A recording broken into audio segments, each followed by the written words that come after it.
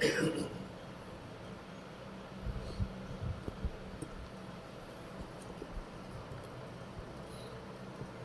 بالله من الشيطان الرجيم بسم الله الرحمن الرحيم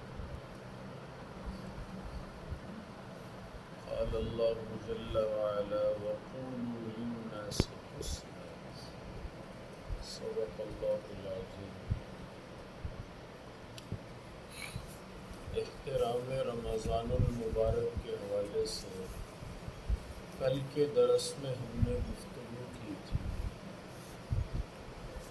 چند سالوں سے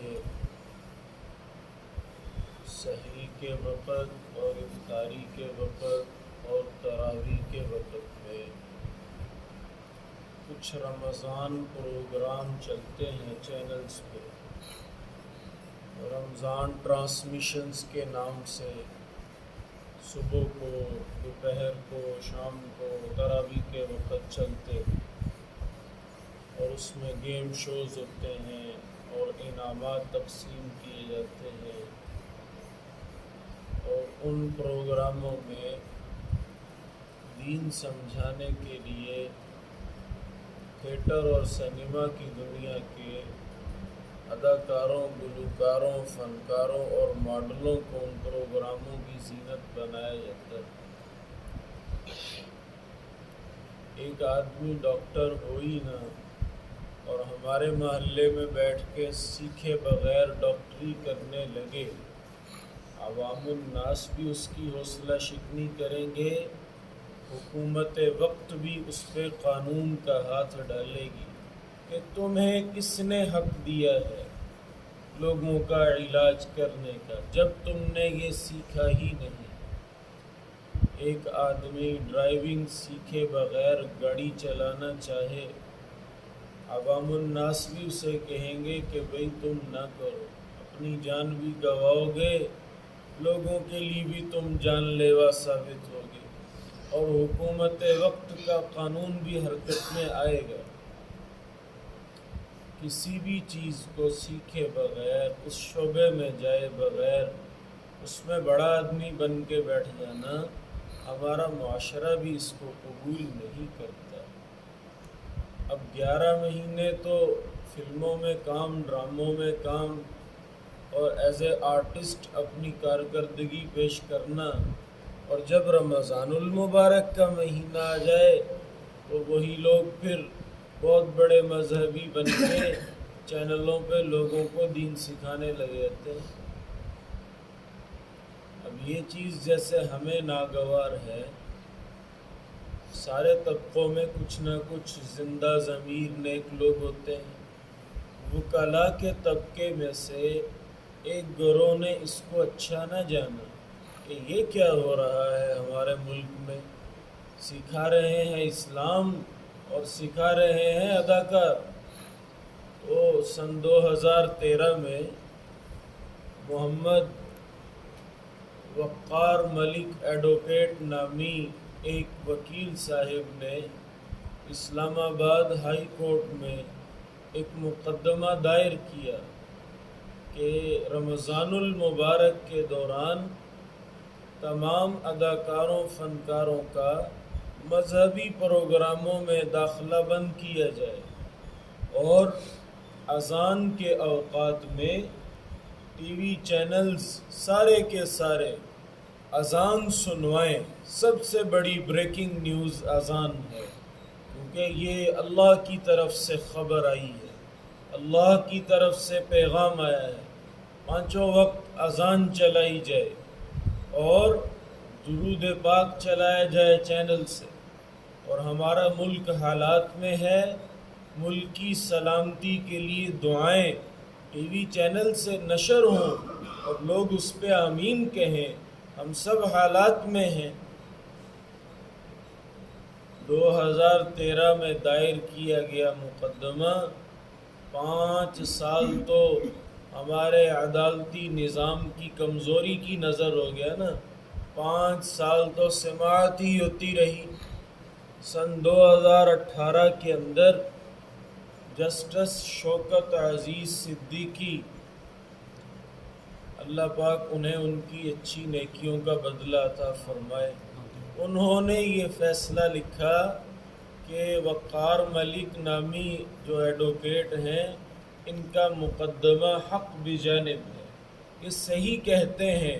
واقعتاً رمضان المبارک میں ان شوز کے ذریعہ سے لوگوں کا وقت ضائع نہیں کرنا چاہیے، اور ان پروگرام اور ٹرانسمیشنز میں اس قسم کے لوگوں کو نہیں آنا چاہیے۔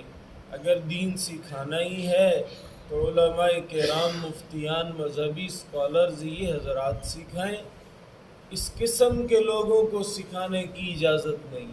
اور پھر انہوں نے یہ بھی پاس کر دیا کہ اذان بھی دی جائے 5 وقت میں، درود پاک بھی چلایا جائے، ملکی سلامتی کے لیے دعائیں بھی نشر۔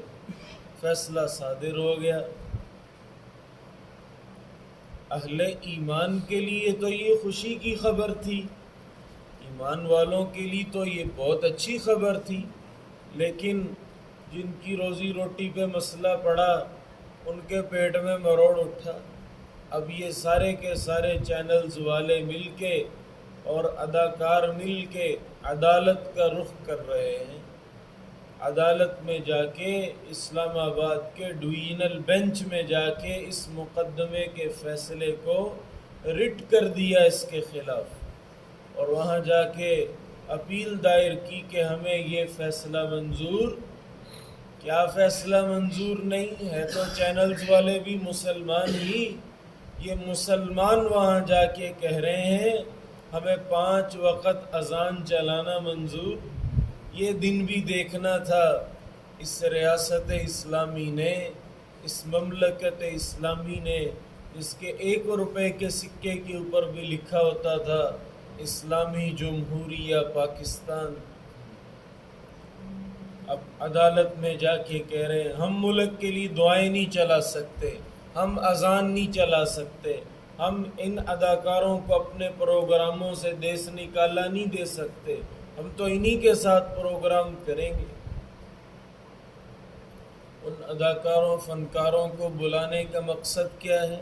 کیا وہ علماء سے اچھا اسلام سمجھا لیتے ہیں؟ نہیں۔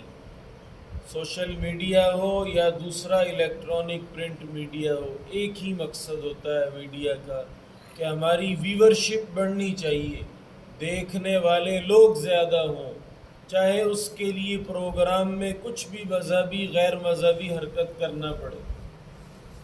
انہوں نے دیکھا کہ یہ اداکار، فنکار لوگوں میں فیمس ہوتے ہیں، لوگوں میں مقبول ہوتے ہیں، مشہور ہوتے ہیں۔ جب ہم ان کو رمضان پروگراموں کا حصہ بنائیں گے، جب فلاں اداکار کو دوپٹہ دے کے بٹھائیں گے تو پھر ہمارے پروگرام کو دیکھنے والے لوگ زیادہ ہوں، اس طرح ہماری ویورشپ بڑھے گی اور ہماری آمدن بڑھے گی۔ جب وہ کسی عالم دین کو، مفتی صاحب کو، کسی باز کہنے والے کو لا کے بٹھاتے ہیں، ان کے دیکھنے والے اتنے نہیں ہوتے، ان کا کاروبار نہیں چلتا۔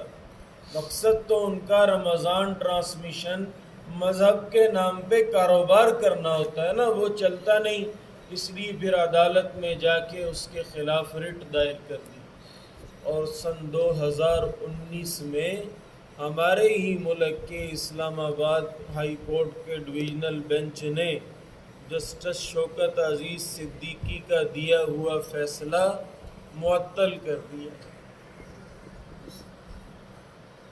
منسوخ کر دیا کہ ہاں یہ جیسے کہہ رہے ہیں صحیح ٹھیک ہے، اب اذان کا وقت ہے، برہنہ بازو ہیں، سر ننگا ہے، مشہوریاں چل رہی ہیں۔ نہ احترام انسانیت رہا، عورت کا بے پردہ ہونا انسانیت کی بھی تو توہین ہی ہے نا۔ مذہب تو ایک طرف رہا، انسانیت کی بھی تذلیل ہے۔ نہ احترام انسانیت رہا، نہ احترام اسلام رہا، نہ احترام پاکستان رہا، کچھ بھی نہ رہا ہمارے پاس۔ پھر سے وہی ساری چیزوں کی اجازت دے دی گئی، یہی لوگ پروگرام کریں گے اور اذان کے وقت میں وہ شوشہ ہوتے رہیں گے، گیم شوز ہوتے رہیں گے، اور عین جب تراویح کا وقت ہوتا ہے اس وقت کیا ہوتا ہے؟ اس وقت انعامات کی تقسیم ہو رہی ہوتی ہے ٹی وی چینلز پہ۔ گیم شوز میں پتہ نہیں کس کس قسم کی باتیں کر کے پھر آخر میں انعامات دیے جا رہے ہوتے ہیں۔ عجیب بات ہے، اللہ کے پیارے محبوب صلی اللہ علیہ وسلم نے سحری کو، افطاری کو مناجات کا وقت کہا ہے، دعاؤں کا وقت کہا ہے، اللہ کی طرف رجوع کا وقت کہا ہے۔ چلو ہمارے اسلام آباد ہائی کورٹ نے تو اجازت دی، اب عوام ان کی حوصلہ شکنی کریں، ان مبارک اوقات میں کسی چینل کو نہ دیکھیں، کسی پروگرام کا حصہ نہ بنے، بلکہ اپنی عبادت میں لگے۔ ادھر سحری کا دسترخوان لگا ہے، فَإِنَّ فِي السُّحُورِ بَرَكَةٌ، سحری کے کھانے میں، سحری کے وقت میں اللہ کی طرف سے برکات ہیں۔ اور ادھر سحری کی ٹرانسمیشن چل رہی ہے، ایک بی بی بیٹھی ہوئی ہے منہ ننگا کر کے، وہ لگی ہوئی ہے ہوا توا بولنے مذہب کے نام پہ۔ اب آپ کیا کریں؟ نوافل پڑھیں، تہجد پڑھیں، اللہ سے دعا مانگیں۔ 24 گھنٹے میں جتنے اوقات ہیں، سب سے بہترین وقت، سب سے زیادہ اللہ کے قرب والی گھڑی وہ تہجد کا وقت ہوتا ہے۔ یہ تو اللہ سے مانگنے کی گھڑی تھی، یہ تو رجوع اللہ کی گھڑی تھی، اللہ کی طرف متوجہ ہونے کا وقت تھا۔ ہم کیوں اس وقت میں ٹرانسمیشنیں چلائیں؟ ہم تو اللہ سے بات کریں، تلاوت کریں، دعا مانگیں اور نوافل پڑھیں، پھر روحانیت لے کے اس کے بعد سحر کا کھانا کھائیں، پھر تلاوت میں مشغول ہوتے ہوئے فجر کی نماز کے لیے چلے جائیں۔ ایک مسلمان کی سحری تو ایسے ہوتی ہے۔ اور شام میں ہم نے اپنے اکابر کو دیکھا، مراکز کے اندر بھی دیکھا، افطاری سے 20 منٹ پہلے دعائیں شروع ہو جاتی ہیں، اپنی ذات کے لیے، توبہ کے لیے، ملکی سالمیت کے لیے، امت کی ہدایت کے لیے، گناہ گاروں کی بخشش کے لیے دعائیں شروع ہو جاتی ہیں، کیونکہ وہ دعا کی قبولیت کا موقع ہے۔ دن بھر کا انسان روزہ دار ہے، زبان پیاس سے خشک ہے، اور بھوک کی وجہ سے پیٹ کمر سے لگا ہوا ہے، اور گرمی کا روزہ رکھا ہے، مشقت کا دن گزارا ہے۔ اب جب یہ اللہ پاک کے سامنے دست دعا دراز کرے گا، اللہ کی رحمت متوجہ ہوتی۔ ہر روز افطار کے وقت کئی لوگوں کی اللہ بخشش کر دیتے ہیں، یہ مغفرت کا وقت ہے۔ اب اس وقت ہم پروگرام تو نہیں چلائیں گے نا، ٹی وی تو آن کر کے نہیں بیٹھیں گے، اور افطار کے وقت دعا کے لیے وقت نکالنا چاہیے۔ ایک آدمی سے کسی نے پوچھا، بھئی تو نے افطار کے وقت دعا کی؟ وہ کہنے لگا، مجھے تو افطاری کے وقت روزہ کھولنے کی دعا پڑھنی بھی یاد نہیں رہی۔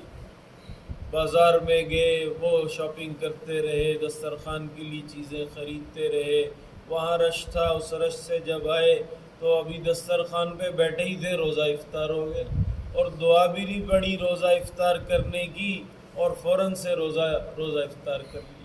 نہیں بھائی، ہونا تو یہ چاہیے ہم روزہ افطار کرنے سے 10 منٹ پہلے، 15 منٹ پہلے دعاؤں میں لگے۔